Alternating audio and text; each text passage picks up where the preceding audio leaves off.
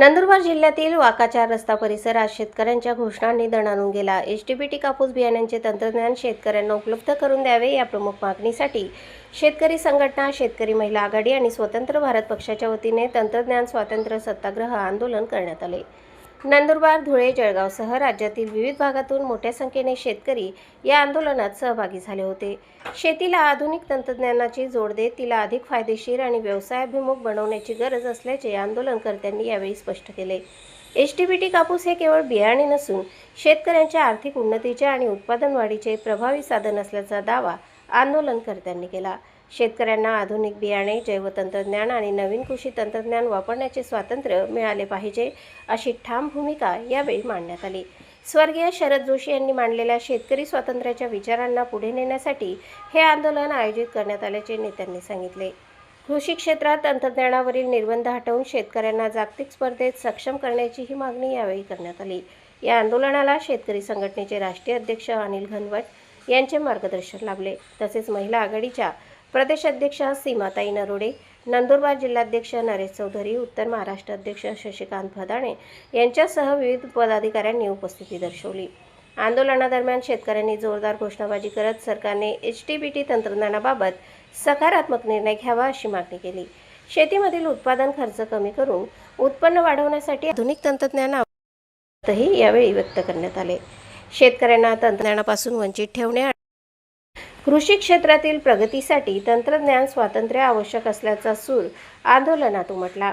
सरकारने शेतकऱ्यांच्या मागण्यांकडे गांभीर्याने लक्ष द्यावे, अन्यथा राज्यभर आंदोलनाची तीव्रता वाढविण्यात येईल असा इशाराही यावेळी देण्यात आला। वाकाचार रस्त्यावर पार पडलेल्या या तंत्रज्ञान स्वातंत्र्य सत्याग्रहामुळे एचटीबीटी कापूस आणि आधुनिक कृषी तंत्रज्ञानाचा मुद्दा पुन्हा एकदा चर्चेच्या केंद्रस्थानी आला आहे। प्रतिनिधी विनायक बोरसे आणि वृत्तनिवेदिका सीमा पाटीलसह स्वराज्य न्यूज, नंदुरबार।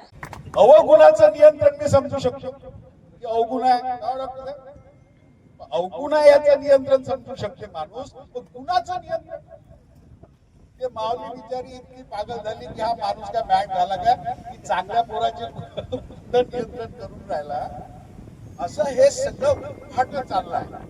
म्हणजे आपल्या भोवती जे जो प्रॉब्लेम आहे ना तो मोठा विचित्र आहे। असंच मी एकदा म्हणजे काही 10-15 वर्षापूर्वी सरपंच होतो, तर तुमच्याकडे माहित नाही काय म्हणतात, हागणदाऱ्या, आमच्याकडे गोदरी म्हणतात। मग स्वच्छता अभियान चालू होतो, गाडगे बाबा स्वच्छता अभियान। मग मी म्हटलं यार हे संडास काही स्वच्छ नसतात, आपण स्वच्छ गोदऱ्या हागणदाऱ्या तयार करू, एकदम बगीच्यासारखा गार्डन मध्ये जाऊन मजा घ्या। की या तंत्रज्ञानाला बंदी असली तरी हे तंत्रज्ञान शेतकऱ्यांच्या फायद्याचं आहे, हे त्यांना मिळू द्या। थोड्या वेळ कायदा बाजूला ठेवून त्याच्याकडे डोळे झाक करू। बियाणे तयार करणारे करतायत, ते स्टॉकिस्ट आपल्याकडे स्टॉक ठेवतायत, रिटेलर ते विकतायत, दुकानात तुम्हाला जाऊन बियाणे मिळतंय, शेतकरी लावतायत, कुणावरही गुन्हे दाखल होत नाही। त्याच्यामुळे गुजरात आज आपल्यापेक्षा प्रगती आहे, महाराष्ट्रामध्ये मात्र याच्यावरती बंदी आहे। आणि आपण अनेक वर्षापासून हा लढा देतो, अगदी त्याची सुरुवातच गुजरात पासून झाली।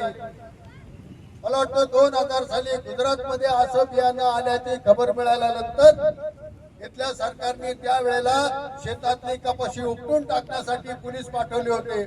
गुजरात मध्ये जे खेडूत समाजचे कार्यकर्ते होते त्यांनी शरद जोशीशी संपर्क केला आणि असं आमच्यावरती संकट आलंय, काय करता येईल। शरद जोशी म्हणले घाबरू नका, मी महाराष्ट्रातून हजारो शेतकरी घेऊन येतो। आपण गेलो तिथं त्यांच्या पळाटीच्या शेतात उभं राहिलं, पोलीस मागे गेले। आपुल्या हिता असे दो जागता धन्य माता पिता तयाचे, आणि आपल्याच माय माऊलीच्या हाताला नक्की लागणार, आपलाच बाप गरीब ठेवायचा। पायाला चिकल्या झाल्यावर तुम्ही बँडेज बी नाही आणणार, मग अशा सरकारचा काय उपयोग। अशा शेतीत आपल्याला तंत्रज्ञान मिळालं पाहिजे ज्याच्यामुळं माझ्या बापावर कर्ज होणार नाही। सर आता म्हणाले तात्या तुमचं बरं आहे, तुम्हाला वाटत असेल की आम्ही द्राक्षाचे शेतकरी आहे, कापसाच्या शेतकऱ्यापेक्षा द्राक्षाच्या शेतकऱ्याची परिस्थिती चांगली नाही. 65,000 शेतकऱ्यांच्या जमिनी बँकेने जप्त केल्या, अर्ध्या निलाव झाला, विकून टाकल्या.